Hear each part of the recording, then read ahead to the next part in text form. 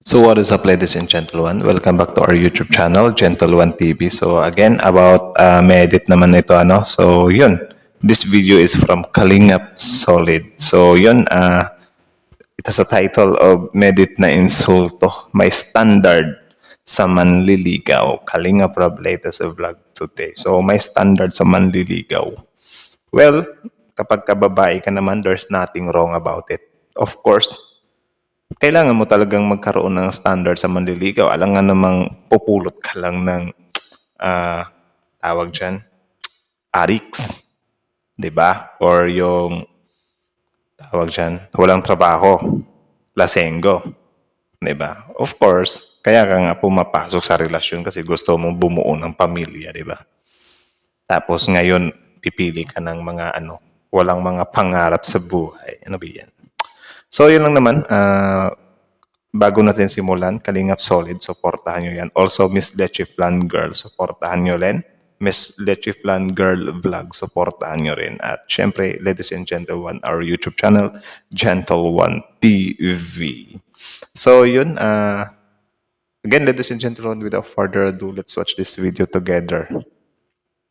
Again, ito sa title of Medit na Insulto, May Standard na Manliligaw, Kalingap Rap latest vlog today. So, ladies and gentlemen, again, like, comment, share, subscribe. Start!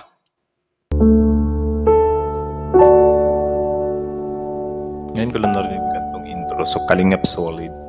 Solid na solid. May preference sa manliligaw, magandang araw po sa inyong lahat mga Kalingap viewers. Magandang araw. Sana'y nasa maayos at ligtas po kayong lahat na nakasubaybay sa Kalingap.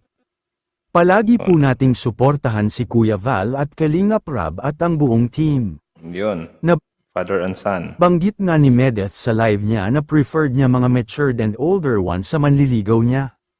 May nag-comment nga na mas bagay daw sa kanya ang 5 years older na manliligaw. Ilang na ba? Si Medit. 18 na ba siya? Or above 18 na ba siya? Agad naman niyang sinagot, kahit nga daw 30 years ang agwat ay okay sa kanya basta mahal daw siya nito. Grabe yun. Kahit 30.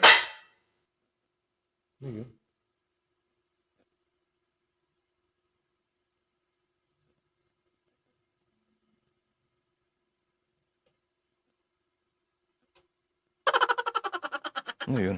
What is that? Tado nahulog yung toothbrush natin sa CR. Continue. Kaya napakwento na siya na marami daw siyang manliligaw pero usually daw mga underage pa sa kanya. Nako, grabe yung maraming manliligaw ha. Well, no doubt naman yun. Totoo naman yun kasi maganda naman talaga si Medit, men. Tapos dagdagan pa na sikat na siya at the same time madiskarte siya. So, hindi na nakakagulat yun na meron siyang manliligaw. Grabe. At maraming manliligaw. Ang isa sa kinabiliban ko, kahit sobrang laki ng age gap, grabe yun. Sobrang nakakamangha yung ganun. Kumbaga parang true love type talaga, no? Ganes. Dahil nga daw independent at confident siya, hindi daw niya sinagot dahil siya pa daw ang bubuhay sa kanila. Ayaw niya ng mga immature na guys, dahil dugtong pa niya sa una lang daw ang lambingan at kilig. Experiencado. Tama naman, sa una lang din naman talaga yung kilig. Like sinasabi ko sa inyo, men, sa una lang talaga yung kilig. Kapag lumabas na yung mga totoong ugali or kapag nasa live-in stage na kayo, wala na. Patagalan na lang talaga or ika nga nila. Ano yun, may nakita kong post nun na nasa pasarapan pa kayo ng, nasa lambingan pa lang kayo, kami nasa pasakitan na magsalita. Something like that. Grabe, di talaga may iwasan yan, min. Muna daw ang growth at wisdom ay wala na. Kumbaga mga Kalingap hinanap niya sa guy ang may sense of humor. Ooh. Gusto niya daw. Grabe yung sense of humor ha. Ako may sense of humor naman ako, min. Do you think? Feeling eh. Una kung magka-boyfriend siya ay yung pakakasalan na siya. Kaya hindi daw siya naa-attract sa mga younger guys. Gusto niya pareho silang matured mag-isip, may nagsabi pa na huwag daw siya magmadali pag destiny ang magbigay wala kang magagawa. What if Actually, daw kung bukas na makita? Yung destiny nga, I think hindi nga yan binibigay eh. Kasi kung totoong meron siyang destiny na ibinibigay lang, Hindi din. Kasi may naatinan akong seminar is ano siya eh. All is planned by God. Yun. Sorry. ang destiny niya. Kaya sabi niya you will never know life. Kaya exciting ang life dahil hindi natin alam ang bukas. Kaya Tama. we should treasure, enjoy and thankful every moment dahil hindi natin hawak ang buhay. May nakita pa siya na Medeth supporters daw ginamit na nga daw siya. Pinupost na daw siya tapos wala pang mukha ang page. Pinagkakakitaan na daw siya tapos mali-mali pa daw ang spelling ng name niya. Madeth kaya sabi niya Grabe yun Minali-mali nyo pa talaga. Huwag naman kayong ganun, hoy. pang mukha vinisit niya daw ang page na yun.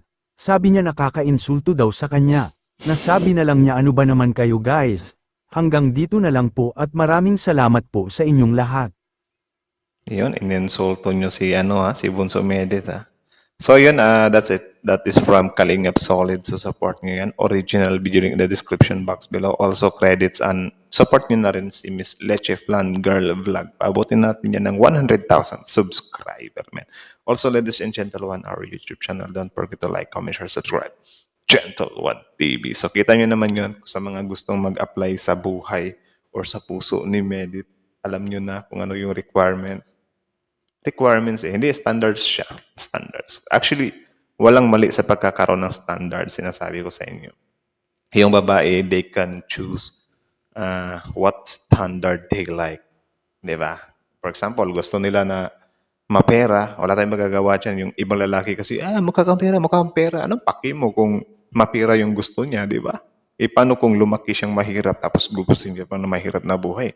Di natin mawawala sa kanya yan. Kung gusto mong ma-hit yung ano niya, magpayaman ka. Di ba? Iba naman kasi yung mapera sa gold digger. Ang gold digger kasi, like lantaran talaga yan. Dapat, di ba? Kung sino makita, magnet agad. Yung gusto lang ng mapera.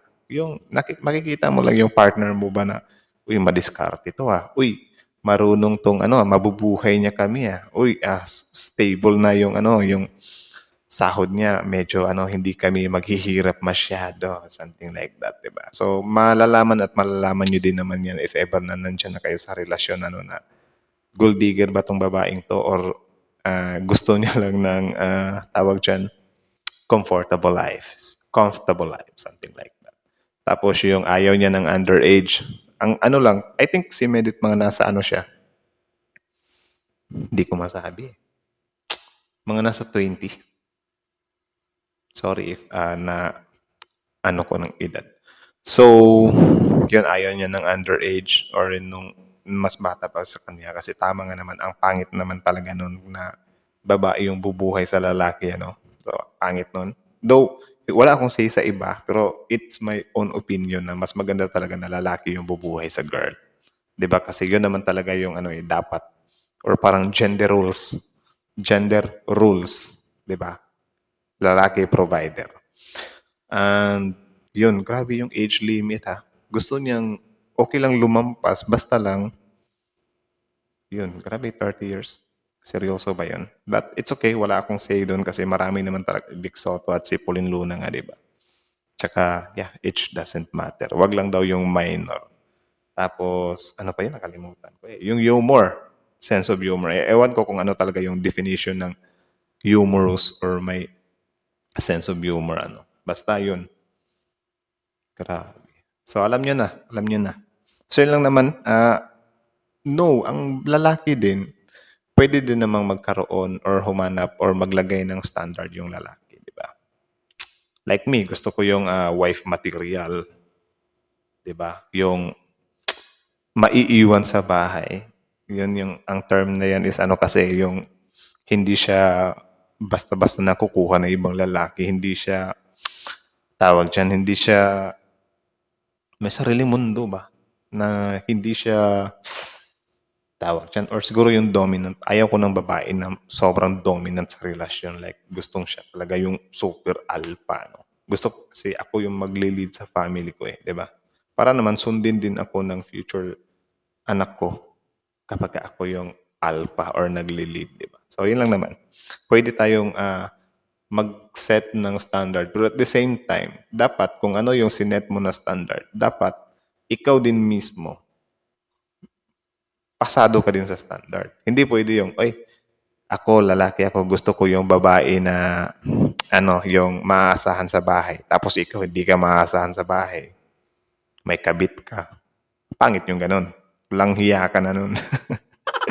Diba? So, yun lang naman. Kayo na masasabi nyo dito, comment down below. And then, yeah, let's talk about it in the comment section. So, again, thank you so much for watching. Kalingap Solid, Miss Leche Plan Girl Vlog. Support nyo yan, guys. Paabutin natin ng 100K. So, yeah, that's it. Gentle One TV. Like, comment, share, subscribe. Gentle One TV is out.